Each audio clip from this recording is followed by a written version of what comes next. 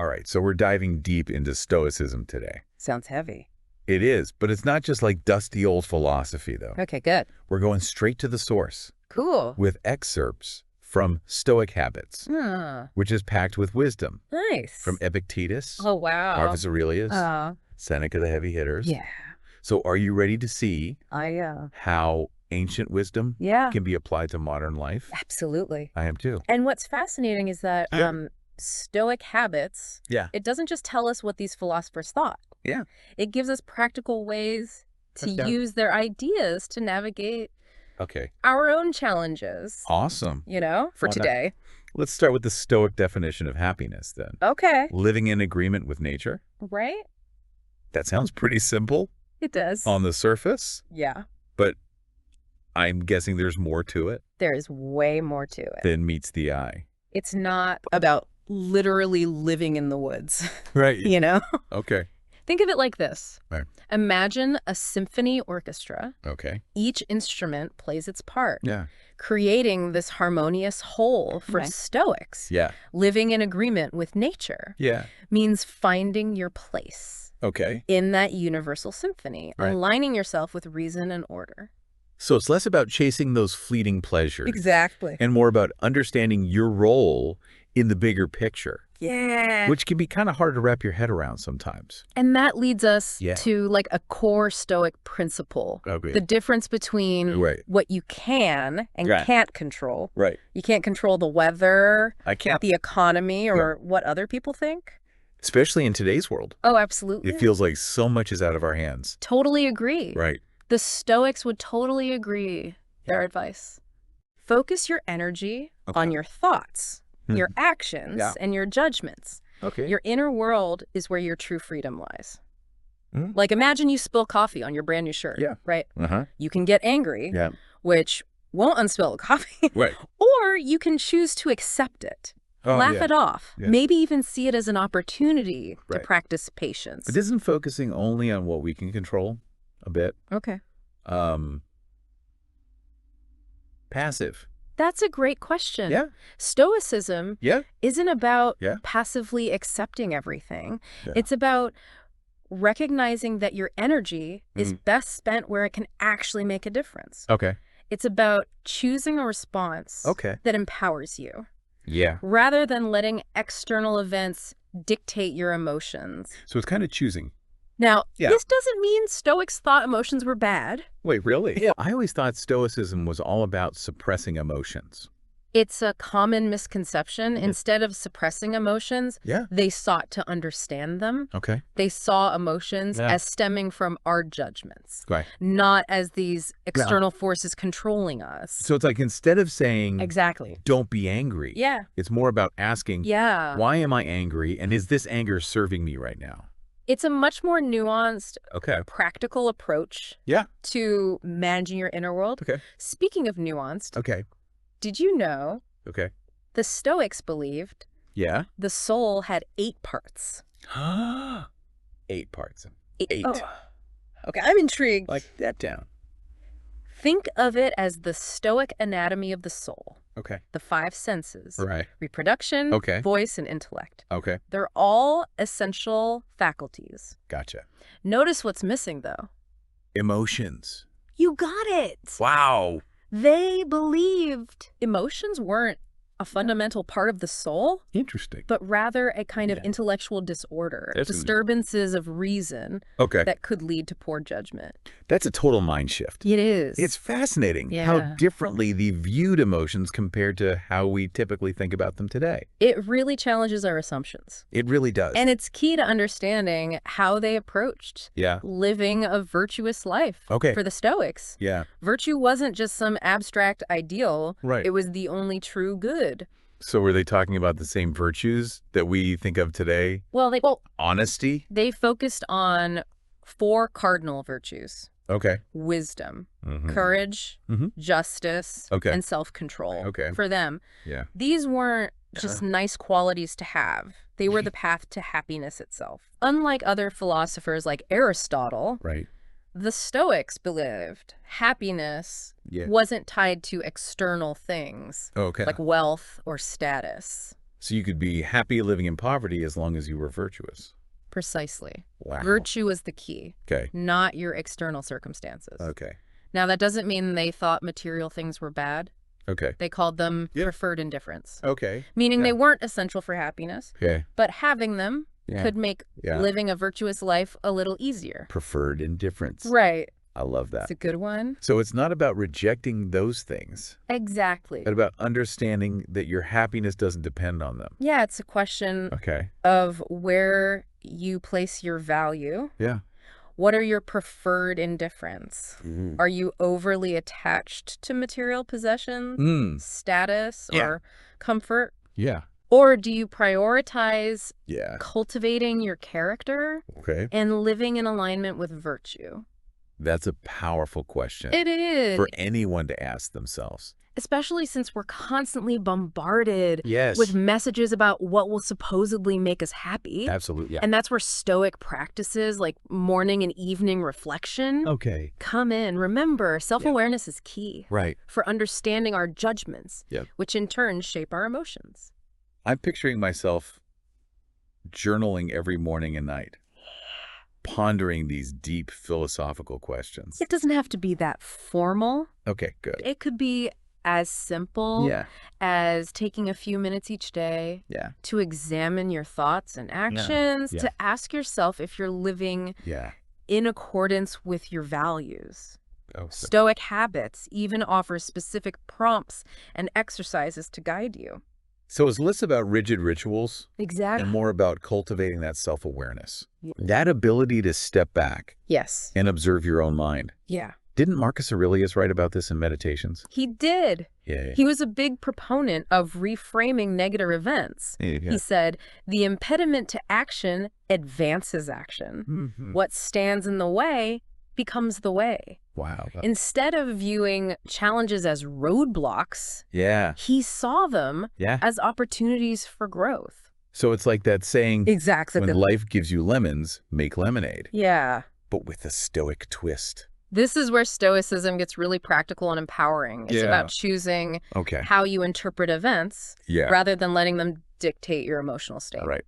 But speaking of challenging emotions, Okay. let's dive into the Stoic perspective on passions. All right. I'm ready to unpack those stoic passions. Okay, I have a feeling this is where things get really interesting. I think so too. Okay. So let's get into these stoic passions. Yeah. It sounds intense. Yeah. Were they talking about things like road rage Um, and uncontrollable sobbing at romantic comedies? not exactly. Remember, Yeah. the Stoics saw passions Yeah. as arising from incorrect judgments. Okay. They meticulously categorize these passions How about to they- help us understand and ultimately manage them. So like they had a whole taxonomy of negative emotions. You could say that they identified four main categories: Okay. fear, Okay. lust, Mm-hmm. pleasure, Okay. and distress. Okay. Each had a whole bunch of subcategories too. Wow. It's surprisingly detailed. Okay. So give us some examples. Okay. I'm picturing a massive flowchart of emotions here. For example, Okay. under fear, Mm-hmm. they listed things like Okay. anxiety, Okay. shame, Okay. and even consternation. Consternation. That feeling of being utterly overwhelmed. Oh, I know that feeling all too well. Yeah. Deadlines. Yeah. Unexpected bills. Yeah. Yeah. Adulting is basically one big consternation trigger. Then you have lust, Okay. which wasn't just about physical desire. They Right. included ambition, Okay. longing, Oh. even a sort of malicious glee Oh. at another person's misfortune. Yeah. What they called epicharikakia. Wow. Yeah. That's a word I'm going to have to look up later. It is a good one. But it makes sense. Yeah. There's a certain kind of satisfaction we can feel Yeah. when someone we envy messes up. And that's exactly why Yeah. the Stoics explored these Yeah. darker aspects of human emotion. Right. They believe you couldn't overcome something Okay. you didn't fully understand. Right. And understanding these passions was crucial Yeah. for achieving apatheia, Apatheia. which is often mistranslated as emotionlessness. So they weren't advocating for becoming emotionless robots. Not at all. Okay, good. A more accurate translation of apatheia Yeah. would be equanimity, a state of mental calmness and stability. Oh. even in the face of difficult situations. Okay. It's about not letting your emotions control you. So more like emotional resilience Exactly. than emotional suppression? The Stoics understood that we can't just shut off our emotions. Instead, we need to learn how to manage them Okay. so they don't lead us Yeah. to make bad decisions. So instead of being ruled by fear, Yeah. you're guided by courage. Yeah. Instead of being consumed by jealousy, Right. you focus on your own goals and achievements. That's the idea. Okay. It's about using reason Okay. to govern our emotion. Okay. Rather than letting our emotions run wild. This whole concept of stoic passions Yeah. is kind of like ancient emotional intelligence. Totally. Wouldn't you say? And speaking of ancient wisdom that still applies today, Okay. let's talk about Epictetus. Yeah. His quote about events not disturbing us, Yeah. but rather our judgments about them, Yeah. is so powerful. It's one of the most well-known Stoic teachings for a reason. Yeah. And it's even more remarkable considering that Epictetus was born a slave. Right? He achieved prominence through philosophy, Wow. which is incredibly inspiring. It really shows you the transformative power Yeah. of Stoic principles. So let's bring this back to the Stoic Habits Guide. Yeah. We've talked about the theory, but what are some concrete habits we can actually try? We've already touched on managing desires, Right. practicing gratitude, Yeah. and that daily reflection. Yeah. But there's one more Okay. I think is essential for anyone Yeah. trying to live a more stoic life. Okay. Negative visualization. The negative visualization. Okay, that sounds a bit counterintuitive. It might sound strange. Yeah. But it's a powerful tool. Okay. Basically, Yeah. you intentionally imagine things going wrong. Losing your job, Oh, no. getting sick, Yeah. even facing your own mortality. Wow. Right. So it's like deliberately stressing yourself out. Not quite. Okay. The point isn't to dwell on negativity, Right. but to prepare yourself Okay. mentally and emotionally Yeah. for the inevitable challenges that life throws our way. So you're less likely to be completely blindsided Exactly. and something bad actually does happen. It's about shifting your perspective Okay. and appreciating what you have Okay. while you have it. Right. It can also help you Again. develop resilience and gratitude, Okay. which are key for navigating difficult times. That makes a lot of sense. Yeah. I guess it's like that saying, Yeah. hope for the best, but prepare for the worst, Right. but with a stoic twist. Are there any other practices that are particularly relevant for modern life? I think so. Absolutely. Okay. The Stoics were also big proponents Okay. of practicing poverty. Practicing poverty. Now, I'm not saying you have to give up all your possessions That's and true. live in a barrel. I'm attached to my creature comforts. The idea is to periodically deprive yourself Of of it. some of those comforts. Okay. Maybe you spend a weekend camping Okay. with minimal gear, Okay. or you commit to eating simple meals for a week. Interesting. Right. So it's like a voluntary simplicity challenge. You could call it that. Okay. It helps you appreciate Right. what you have Yeah. and realize that you don't need as much as you think you do Yeah. to be content. Okay. I can see how that would be a valuable practice. Yeah. Especially in our consumerist society. Right. It's about breaking that cycle Right. of constantly wanting more. But how does this tie back to the Stoic idea of virtue? Okay. Yeah. Remember, Yeah. the Stoics believed that virtue was the only true good. Right. Practicing poverty helps cultivate virtues Okay. like self-control, resilience, and gratitude. Got It's a reminder Like- that happiness doesn't come from material possessions, Yeah. but from living in alignment with your values. Right. And speaking of living in alignment with nature, Okay. let's shift gears Yeah. and explore Okay. a truly mind-blowing Stoic concept, Right. the cyclical nature of the universe itself. Cyclical nature. For the Stoics, Yeah. even the universe goes through cycles of Okay. creation and destruction, Wow. ending and regenerating in a fiery inferno. Intense. Everything comes and goes, Yeah. even the cosmos itself. Wow. That's a pretty intense concept. It is. It makes our everyday problems Right. seem kind of insignificant. It does. It puts things into perspective. Yeah. For sure. Yeah. And it can be strangely comforting. Interesting. Your worries, Yeah. your triumphs, Yeah. they're all playing out Yeah. on this grand cosmic stage Yeah. where even destruction is part of a larger cycle of renewal. So it's not about denying the reality of our struggles, Exactly. but about recognizing that they're part of something much bigger than ourselves. And that brings us back Yeah. to the heart of Stoicism. Okay. Virtue. Yeah. Even when the universe is burning and regenerating, Yeah. those core principles, wisdom, Okay. justice, courage, Okay. and self-control, Okay. they remain constant. They're like anchors in the midst of cosmic chaos. Precisely. Yeah. And that's why Stoicism offers such a valuable roadmap, Okay. not just for navigating daily life, Yeah. but for navigating existence itself. So in a way, it's a philosophy Yeah. for living a good life, no matter what the universe throws at you, Right. even if it throws fire.